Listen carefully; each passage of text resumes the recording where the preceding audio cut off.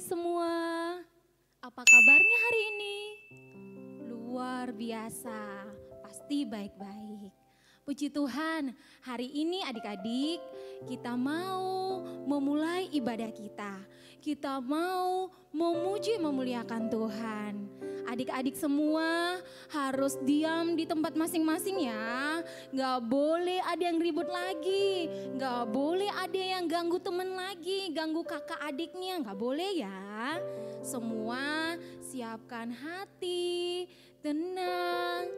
Supaya ibadah kita hari ini senang, menyenangkan hati Tuhan. Puji Tuhan, kita akan memulai ibadah kita ya adik-adik. Saya kakak undang adik-adik untuk bangkit berdiri. Mari kita naikkan pujian kita. Bapakku datang padamu.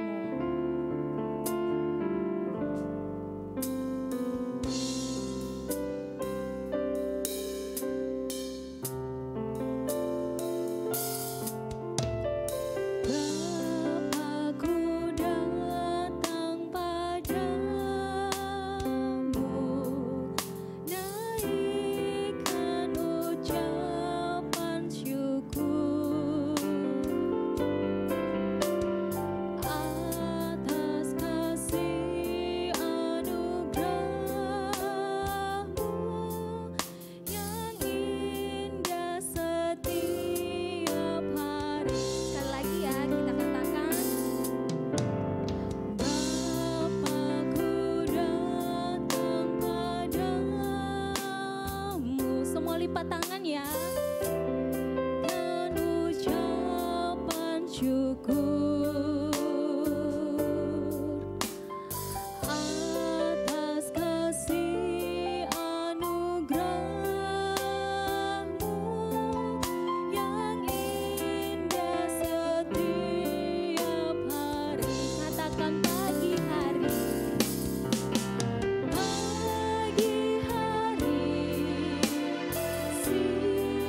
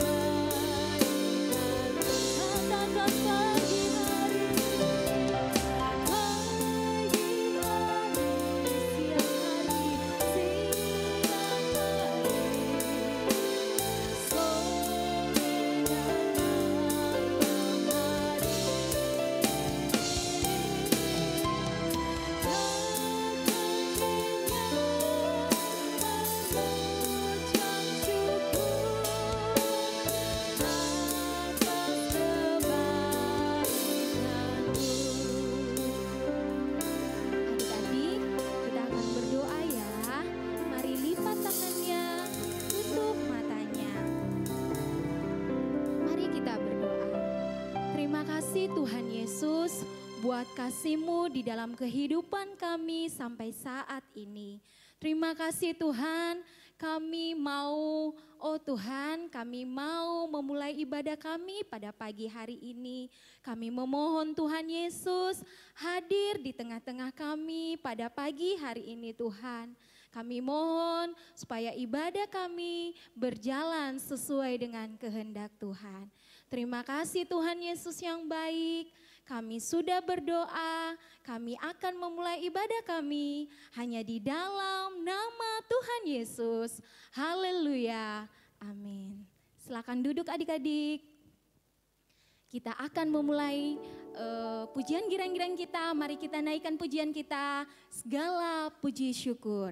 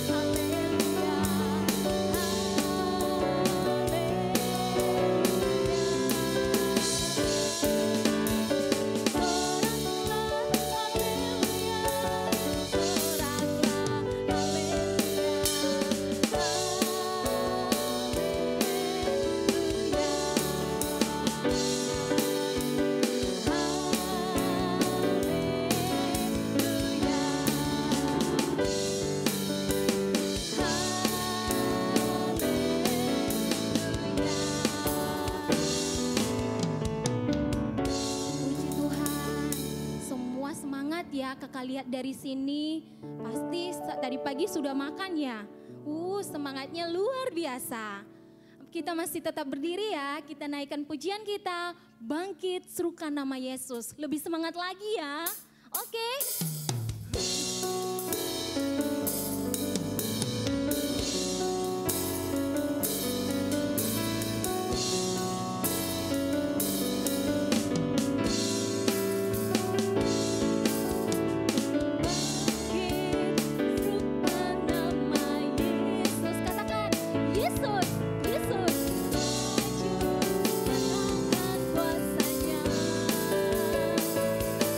Kuasanya kita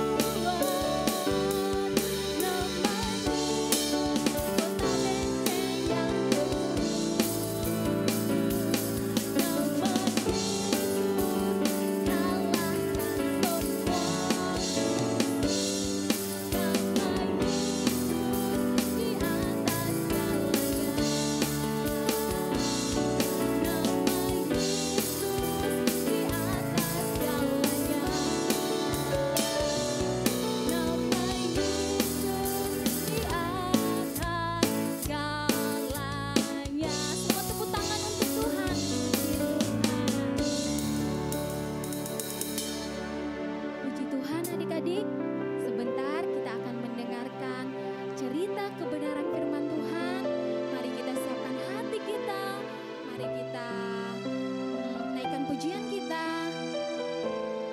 Ku mau cinta Yesus selamanya.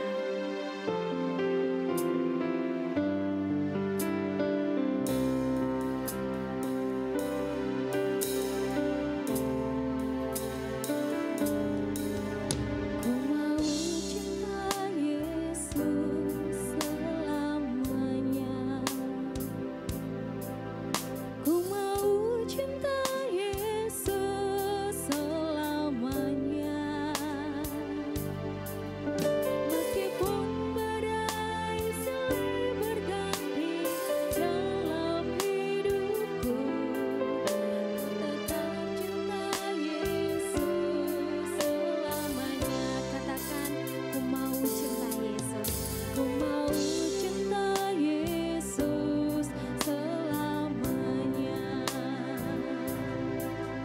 Ku mau cinta Yesus selamanya.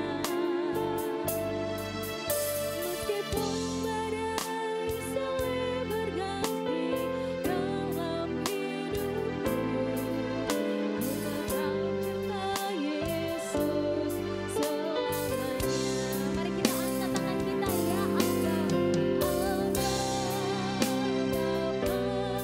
ini aku anakmu, layakkanlah seluruh hidupku. Ya Allah Bapa, ini aku anakmu, pakailah sesuai dengan rencanamu. Sungguh kita katakan yang adik-adik, ku mau cinta Yesus. Ku mau cinta Yesus selamanya.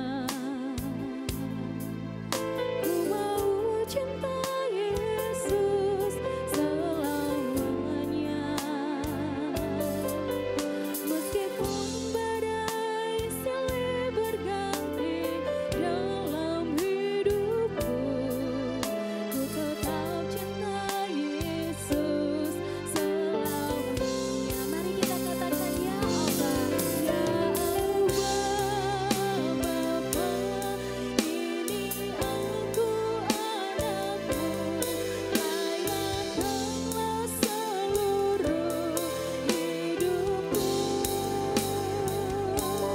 Ya Allah Bapa, ini aku anakmu, pakailah sesuai dengan rencanamu. Ya Allah Bapa, ini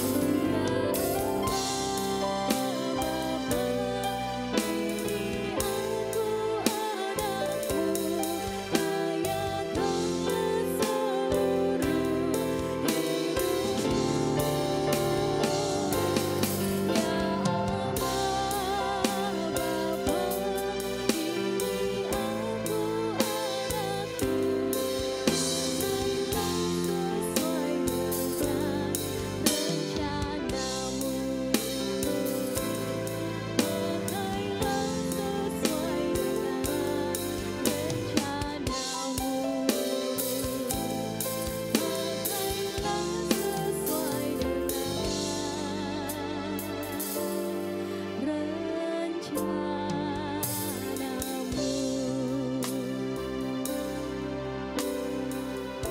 Adik-adik, mari kita bersatu dalam doa. Nanti adik-adik ikutin kakak ya. Mari kita berdoa.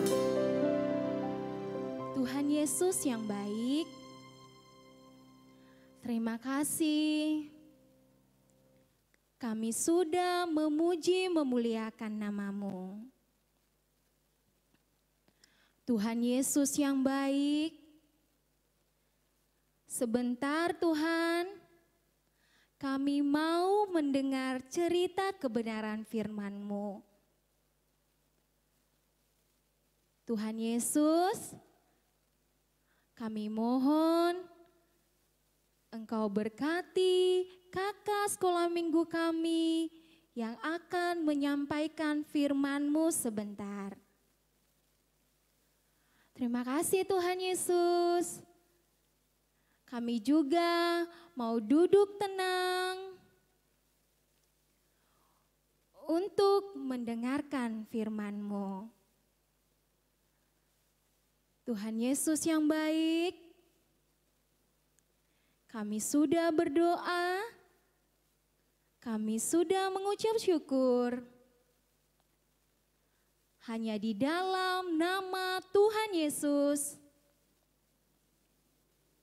Haleluya. Haleluya. Amin. Ya, halo, selamat pagi adik-adik semua. Ketemu lagi dengan Kak Anin di cerita sekolah minggu pada pagi hari ini. Wah, adik-adik udah semangat ya tadi memuji Tuhannya. Dan sekarang waktunya Kak Anin untuk menceritakan mengenai firman Tuhan. Pada saat ini Kak Anin akan bercerita mengenai seorang tokoh Alkitab adik-adik yang bernama Saul. Nah, sebelum Kak Anin menayangkan video firman Tuhan tentang Raja Saul, Kak Anin akan memberikan sedikit informasi mengenai tokoh kita pada hari ini, yaitu Saul. Saul merupakan raja pertama dari kerajaan Israel. Pengangkatan Saul itu mengakhiri kekuasaan hakim-hakim yang sebelumnya memerintah di Israel. Hakim terakhir bernama Samuel. Samuel sendiri adalah seorang nabi juga. Nah, Samuel inilah yang kemudian mengangkat Raja Saul menjadi raja pertama di Israel. Saul berasal dari suku Benyamin, ayahnya bernama Kisi. Pemerintahan Raja Saul diperkirakan berada di tahun 1012 sampai 1004 sebelum Masehi. Adik-adik, kisah dari Saul ini menyita sebagian besar dari kisah di dalam kitab 1 Samuel, yaitu dari pasal 9 sampai pasal 31. Nah, karena itu kisah Saul itu banyak sekali dikaitkan dengan kisah Nabi Samuel. Selain itu adik-adik, kisah dari Saul juga banyak kali dikaitkan dengan kisah dari Daud, yang kita tahu bahwa Saul itu membenci Daud dan beberapa kali berusaha untuk membunuh Daud. Rasa tidak percaya Saul kepada Samuel dan Daud pada saat-saat tertentu menyebabkan Saul mengambil keputusan keras ya. Jadi Alkitab mencatat kisah mengenai Raja Saul itu kebanyakan mengenai ketidaktaatannya. Jadi ada 3 peristiwa yang dicatat oleh Alkitab mengenai ketidaktaatan Raja Saul. Salah satunya ada di dalam kisah 1 Samuel 15 ayat 1 sampai 35. Nah, di dalam kisah ini diceritakan bahwa Allah menyuruh Saul untuk menumpas orang Amalek.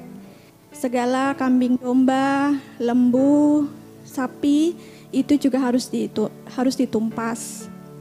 Nah, pada saat itu Saul berhasil untuk menumpas orang Amalek. Namun Saul menyelamatkan Agag, raja orang Amalek, dan tidak mau menumpas kambing domba, lembu yang baik dan yang tambun. Hewan-hewan yang ditumpas oleh Saul dan orang Israel pada saat itu adalah hewan-hewan yang buruk dan tidak berharga. Kemudian Samuel mendengar hal tersebut dan Samuel menegur Saul. Tetapi Saul menjawab Samuel bahwa ia dan orang Israel menyelamatkan kambing domba dan lembu-lembu terbaik untuk mempersembahkan korban kepada Tuhan. Nah, melalui peristiwa ini, Samuel mengeluarkan pernyataannya yang terkenal yang ada di dalam 1 Samuel 15 ayat 22. Kita akan baca bersama-sama 1 Samuel 15 ayat 22.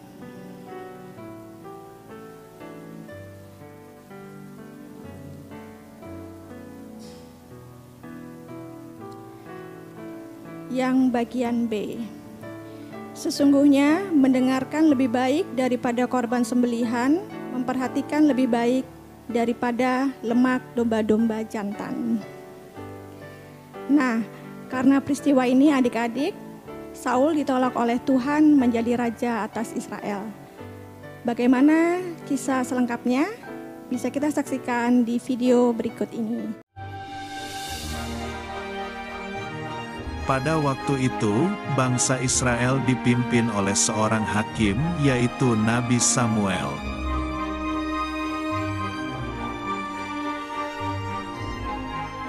Tetapi, bangsa Israel tidak mau dipimpin hakim lagi, mereka ingin dipimpin oleh seorang raja.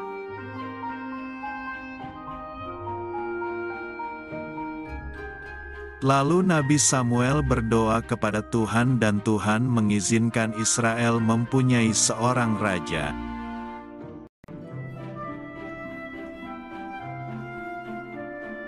Tuhan memilih Saul menjadi raja Israel pertama, dan Nabi Samuel mengurapi Saul dengan minyak.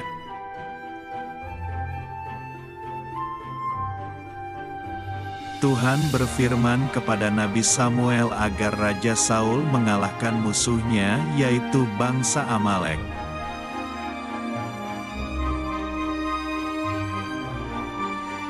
Nabi Samuel berpesan agar Raja Saul mengalahkan semuanya dari bangsa Amalek.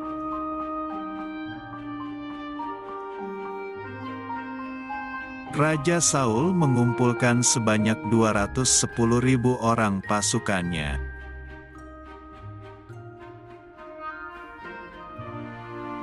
Kemudian pasukan Israel berperang melawan pasukan Amalek.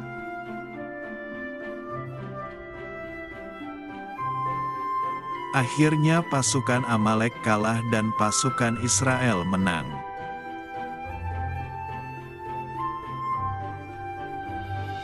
Pasukan Israel kembali pulang membawa Raja Amalek, kambing, domba, dan lembu dari Amalek.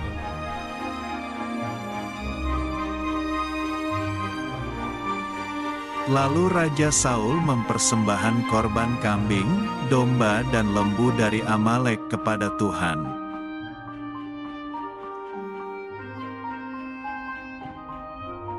Tetapi Nabi Samuel marah kepada Raja Saul karena tidak mentaati perintah Tuhan.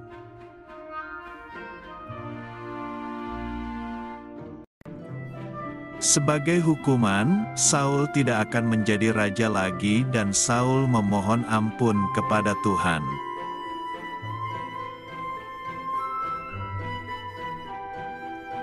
Tuhan berbicara kepada Nabi Samuel bahwa ia sudah memilih seorang raja Israel yang baru.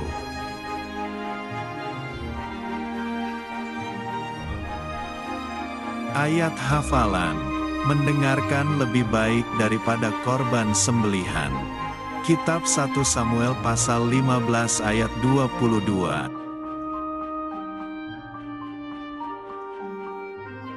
Adik-adik, kita sudah mendengarkan cerita firman Tuhan pada pagi hari ini. Sekarang waktunya kita berdoa. Kita tutup mata dan juga lipat tangan.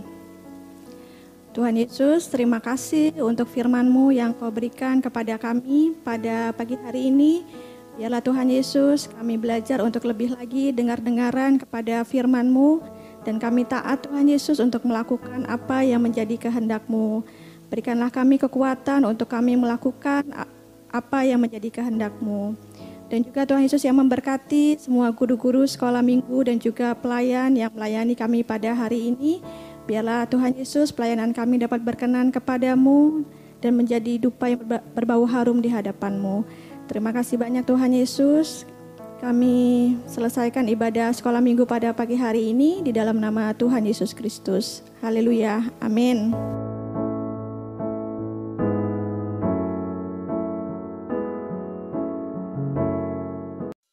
Halo adik-adik sekolah minggu, ada kabar gembira nih. Mulai tanggal 20 Maret 2022, kita sudah bisa ibadah tatap muka lagi di gereja loh. Adik-adik dengarkan baik-baik ya. karena jam ibadah sekolah minggu kita akan menjadi jam 10 pagi.